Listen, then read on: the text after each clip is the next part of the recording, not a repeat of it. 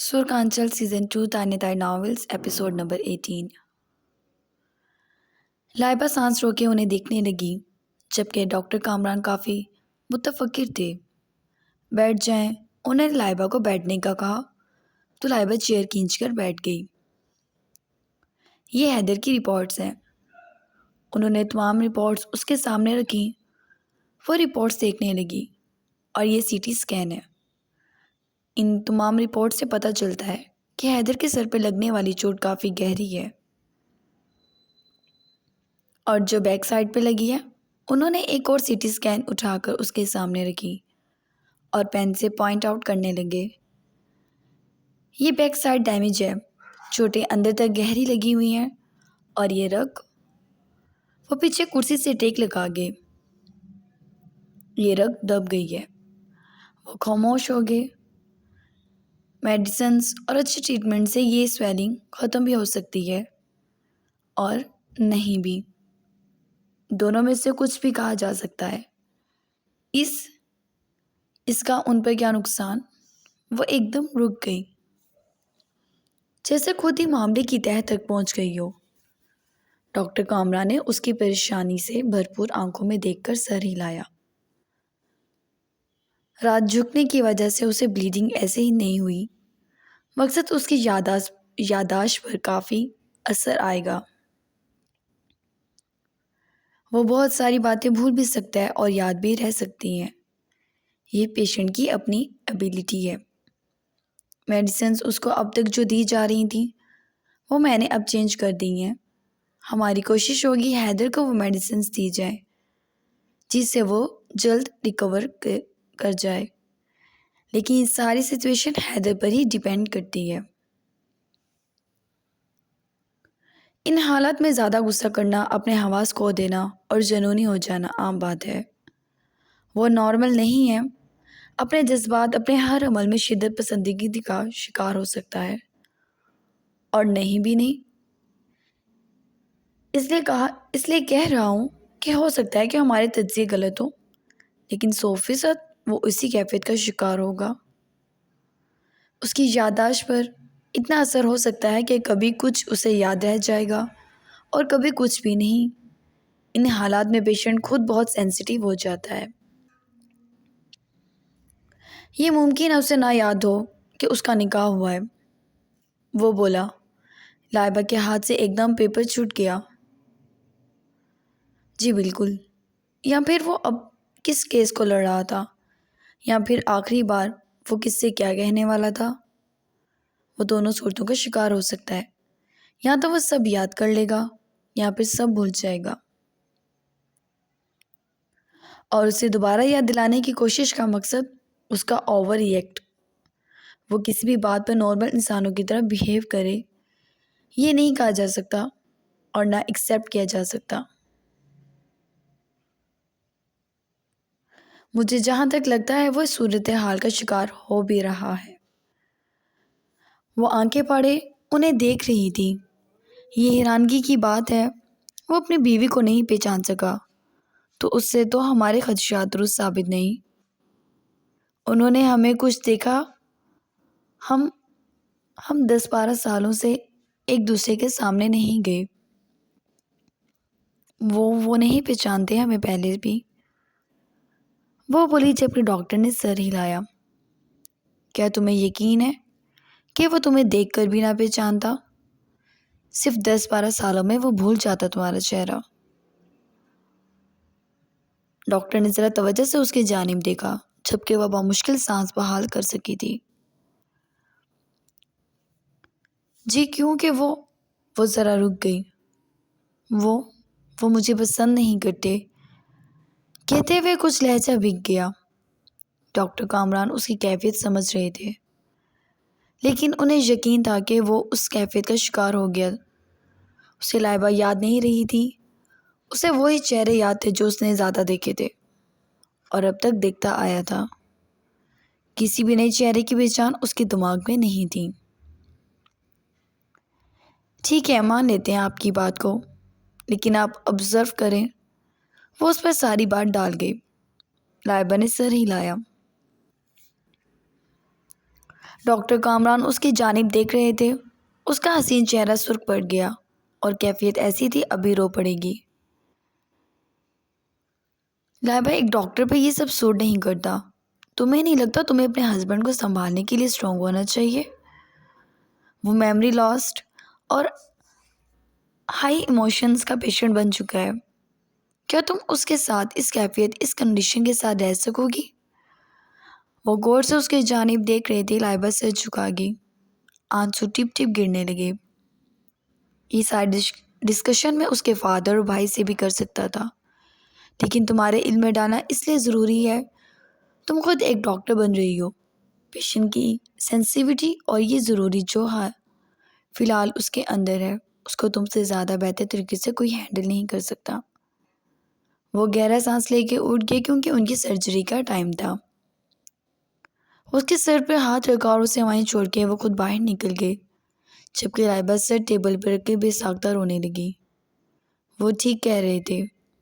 وہ حیدر کے ساتھ اس طرح کیسے رہے گی؟ وہ خود اتنی کمزور ہے کہ حیدر کو اپنے ساتھ ساتھ سنبھال نہیں سکے گی۔ اس نے اپنی آنکھیں صاف کی۔ اسے نفرت سی ہو گئی تھی اپنے آنسوؤں سے۔ ہر بار صرف رونے کے علاوہ اس کے پاس کوئی حل نہیں ہوتا تھا۔ اس نے حیدر کی ساری رپورٹس احتیاط سے اٹھا لیں۔ وہ رپورٹس کو دیکھ کر پھر سے غمزدہ رہ گئی۔ یہ ساری باتیں سالار کو بتانا ضروری تھی، لیکن حیدر کے علم میں جانا نہیں۔ وہ اپنے بہتے آنسوؤں کو صاف کر کے اٹھ گئی اور باہر آ گئی۔ سالار کمرے میں داخل ہوا تو حیدر تکیوں سے ٹیک لگائے بیٹھا تھا۔ چہرے پہ نہایت سنجیدگی تھی۔ اس نے ادھر ادھر دیکھا، زریاب کہیں نہیں تھا۔ زریاب کہاں ہے؟ سالار کی بات پہ حیدر نے اس کی جانب دیکھا۔ مجھے نہیں پتا میں یہاں سے کب ڈسچارج ہوں گا، اس نے دو ٹوک باپ سے پوچھا۔ ابھی تمہاری چوٹیں ٹھیک نہیں ہوئی حیدر، اور MR کی رپورٹ بھی معلوم نہیں آئی ہے یا نہیں۔ ڈاکٹر کامران ایک سرجری میں بیزی ہیں، وہ فری ہوتے ہیں تو میں پتہ کرتا ہوں۔ وہ سہولت سے جواب دینے لگا، جبکہ حیدر کو غصہ چڑھنے لگا۔ آپ نے اب تک معلوم نہیں کیا، میں آخر کب تک یہاں بیٹھا رہوں گا؟ میرے پاس کام نہیں، وہ بھڑک کر بولا۔ ریلیکس میں کرتا ہوں پتہ، وہ بولا۔ حیدر کی آنکھیں سرخ ہونے لگی تھیں۔ مجھے نہیں پتا، مجھے یہاں سے نکالیں، میں فارغ نہیں ہوں، یہاں بیٹھا رہوں۔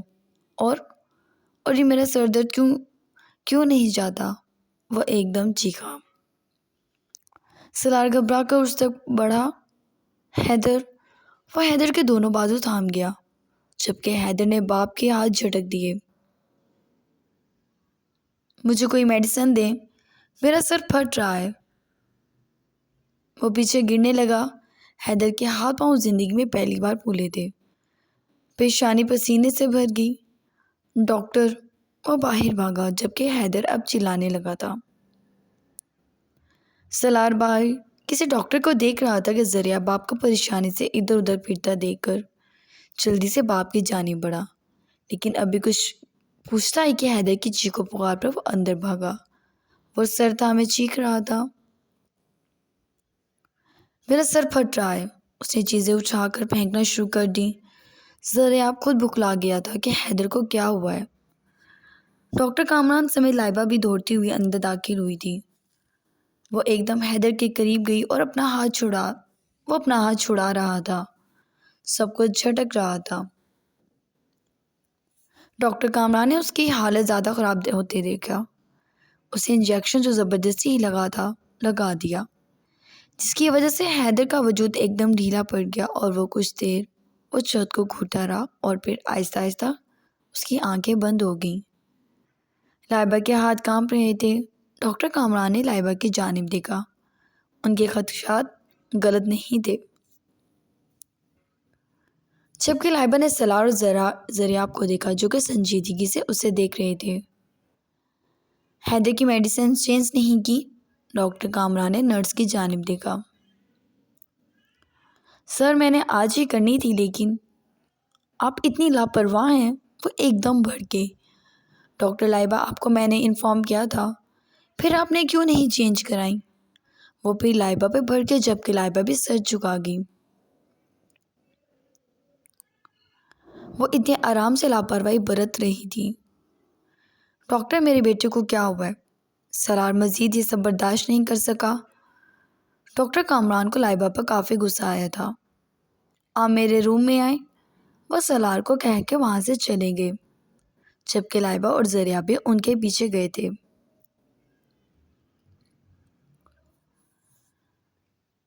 کس روم میں ہے وہ؟ کمال نے سگار سلگا کر اپنے ملازم سے پوچھا۔ وہ اس وقت اپنی گاڑی سے نکلا تھا اور ہاسپٹل کے باہر کھڑا تھا۔ ملازم نے روم نمبر بتایا تو وہ اس جانب چلنے لگا۔ تقریباً شام ڈھل گئی تھی اور ہوا بھی کافی خوشگوار تھی۔ وہ اپنے مضبوط چال چلتا اندر بڑھنے لگا اور کچھ ہی دیر میں وہ اس کمرے کے باہر تھا۔ ملازم نے دروازہ کھولا اور کمال نے قدم اندر رکھا تو حیدر بیڈ پہ بیٹھا تھا۔ کمرے میں کوئی اور نہیں تھا۔ کمال مسکرا دیا۔ کیسے ہو بیرسٹر حیدر مرتضیٰ؟ وہ مسکرا کر بولا جبکہ حیدر نے سر اٹھا کے اس کی جانب دیکھا۔ وہ حیران تھا کہ جب اس کی آنکھ کھلی تو وہ کمرے میں اکیلا تھا۔ نہ ہی دریافت اور نہ ہی سالار یا زیمل میں سے کوئی بھی۔ اس نے گہرا سانس بھرا۔ یقیناً وہ لوگ بھی ادھر ادھر ہوں گے۔ اور وہ لڑکی اسے یاد تھی۔ وہ لڑکی بھی یہاں نہیں آئی تھی۔ وہ کمال کو دیکھنے لگا۔ کیا ہوا؟ غصہ آ رہا ہے کیا تمہیں جو ایسے دیکھ رہے ہو؟ کہیں وہ سوچنے کی اداکاری کرنے لگا۔ تبھی دروازہ کھلا اور سالار اور زریاب سمیت ایان بھی اندر داخل ہوا تھا۔ سالار کمال کو دیکھ کر مٹیاں بھینچ گیا۔ یہاں کیا کر رہے ہو تم؟ وہ ایک دم بڑھ کر کمال تک پہنچا اور پوری طاقت سے اس کا گریبان جکڑ لیا، جبکہ اس کے ملازم نے سالار پر گن تان لی۔ زریاب ایک دم سامنے آیا اور اس کے ملازم اور اپنے باپ کے بیچ کھڑا ہو گیا، جبکہ کمال نے ہاتھ کے اشارے سے اپنے ملازم کو کسی بھی قدم سے روکا تھا۔ بیٹے کے غم میں یہ بوڑھا شیر۔ خیر، میں تو یہاں عیادت کرنے آیا تھا تمہارے ہاں۔ مہمانوں کی اس طرح مہمان نوازی کی جاتی ہے؟ وہ بولا۔ حیدر اب تک خاموش بیٹھا تھا۔ بابا ریلیکس۔ زریاب نے باپ کو روکا جبکہ سالار نے گریبان جھٹکا۔ دفع ہو جاؤ یہاں سے۔ میرے بیٹوں کا تم سے یا تمہارے بیٹے سے کوئی واسطہ نہیں ہے۔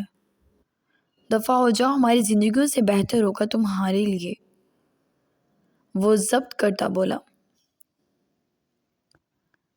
گڈ، کمال مسکرایا۔ ویری گڈ، یہ تو مسئلہ ہی ختم ہو گیا۔ پرفیکٹ سالار مرتضیٰ، یقیناً ہمارا تم لوگوں سے دوبارہ کبھی سامنا نہیں ہوگا۔ یار تم نے تو یہ بات کہہ کر دل خوش کر دیا۔ چلو پھر دوستی کا ہاتھ بڑھاتا ہوں تمہاری طرف میں۔ وہ ہنسا ہوا بولا جبکہ سالار کو لگا عفنان کی قبر پر اپنے ہاتھوں سے مٹی ڈال دی ہو۔ اس نے وہ زخم جو اس کے سینے میں عرصے سے تھے، آج اپنی اولاد کے لیے وہ سب فراموش کر بیٹھا تھا۔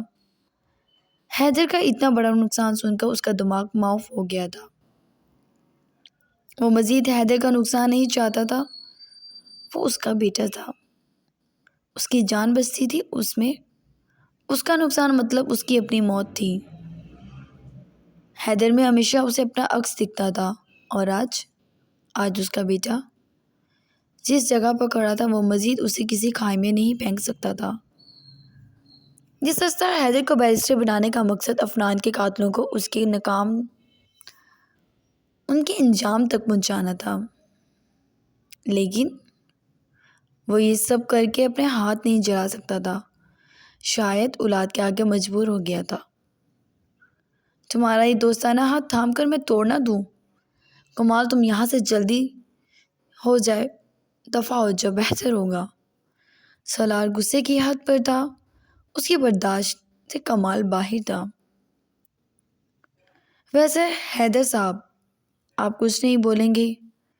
کہیں ڈر تو نہیں رہے؟ Shut up! زریاب نے ایک دم اس کا رخ موڑا۔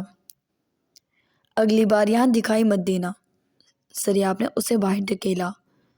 یہ جو تمہارے اور تمہارے بیٹوں کے طور ہیں، یہ انہیں کسی دن پھنسوا دیں گے۔ مجھے اچھا نہیں لگے گا سالار۔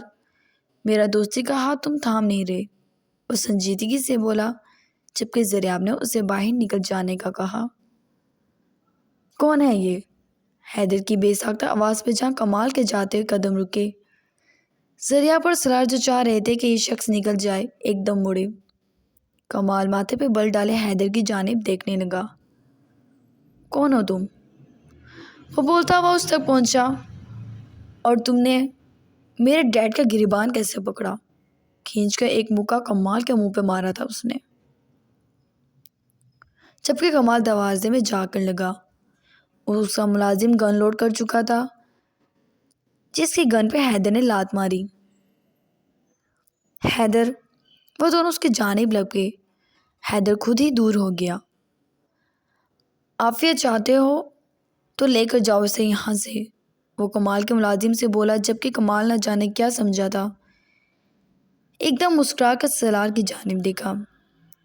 سالار نے اپنی پوری زندگی میں پہلی بار شدت سے پریشانی کو محسوس کیا تھا، اور کمال اپنے ملازم کے ساتھ وہاں سے نکل گیا۔ ٹھیک ہیں آپ؟ زریاب نے حیدر کو پکڑا۔ مجھے کیا ہونا ہے؟ کون تھا یہ آدمی؟ ایسا لگتا ہے کہ دیکھا ہے مگر کچھ یاد نہیں آ رہا۔ خیر تم لوگ کہاں تھے؟ یار عجیب قسم کے لوگ ہو۔ ایک وہ محترمہ ہے، ویسے ڈانٹ۔ میں اب ٹھیک ہوں، مجھے ڈسچارج ہو جانا چاہیے، وہ باپ کی جانب دیکھ کر بولا۔ سالار آگے بڑھا اور ایک دم اسے اپنے سینے سے لگا لیا۔ وہ اونچا لمبا چوڑا نوجوان تھا۔ سالار کے اس طرح ایک دم سینے سے لگانے پر حیران رہ گیا۔ اس کے باپ نے شاید جہاں تک اسے یاد تھا، اس کی زندگی میں پہلی بار اسے سینے سے لگایا تھا۔ کوئی مسئلہ ہے؟ وہ بولا۔ نہیں، کوئی مسئلہ نہیں ہے۔ اور یہ کون تھا؟ یہ بھی مت سوچو۔ ایک کام کرتے ہیں، واقعی گھر چلتے ہیں، میں ڈاکٹر سے بات کرتا ہوں۔ سالار نے زریاب کی جانب دیکھا جو سر ہلا گیا۔ میں اپنے گھر جاؤں گا، وہ بولا سنجیدگی سے۔ حیدر تمہاری ماں تمہاری ہی منتظر ہے۔ اور ڈیڈ؟ موم کو میرے بنا رہنے کی عادت ہے۔ اینی ویز، کچھ کھانے پینے کے لیے کیا کچھ نہیں ملتا یہاں؟ وہ لاپرواہی سے بولتا بیٹھ گیا۔ زریاب نے بھی خود کو سنبھالتا نارمل ہونے کی کوشش کرنے لگا۔ حیدر ان دونوں کے پریشان چہروں کو دیکھ رہا تھا اور اسے یقین ہونے لگا کہ کوئی مسئلہ ہے۔ ابھی تمہاری طبیعت نہیں ٹھیک، تمہیں یہی کھانا ہوگا۔ سالار کسی چھوٹے بچے کی طرح اس کا خیال رکھ رہا تھا۔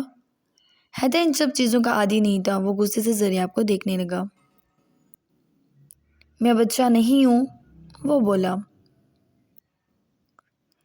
جبکہ زریاب سے مزید یہ سب برداشت نہیں ہوا تو اٹھ کر وہاں سے چلا گیا۔ تمہاری طبیعت خراب ہو گئی تھی دوپہر کے وقت، جس کی وجہ سے ڈاکٹر نے تمہیں کچھ اور کھانے سے منع کیا ہے۔ کیا ہوا تھا مجھے؟ وہ باپ کی جانب سوالیہ نظروں سے دیکھتا بولا،